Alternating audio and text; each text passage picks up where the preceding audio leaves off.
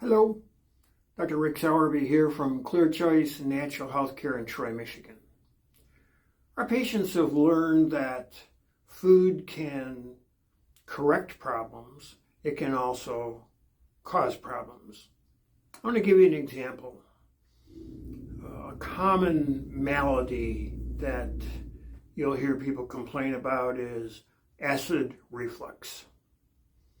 Give me something. Give me some Prilosec, Prevacid, something to reduce this excess stomach acid that I'm going through, this feeling I'm getting up into my chest and into my throat, like I'm going to possibly throw up. I just have this bad feeling.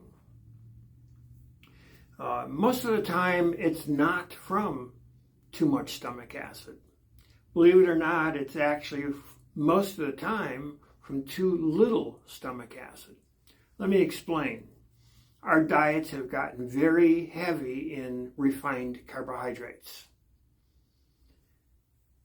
There's proteins, there's fats, there's carbohydrates. Those you could call the macronutrients. And it's very convenient to grab something on the run. To grab a snack at home, to have some pretzels or some crackers or chips or a bagel, something of the sort. It fills that hole temporarily. Your sugar goes up, you just feel better. There's all kinds of reasons this happens, but our diets have gotten heavy in refined carbohydrates. Consequently, that type of food in our stomach doesn't really require a lot of stomach acid to break it down, to digest it.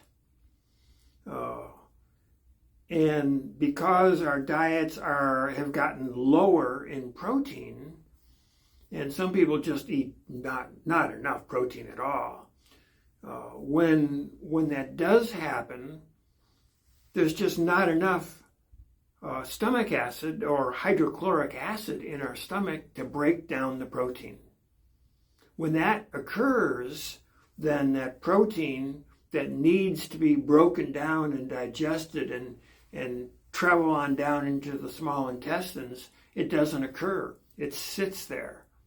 Because generally it doesn't go into the small intestines until certain things happen and the pH of the stomach is right. Well, when that's not occurring, the food just sits there. It doesn't digest, it doesn't break down. It's in this dark, moist environment. And it's not doing anything. It's sitting there, and then it starts to ferment, actually.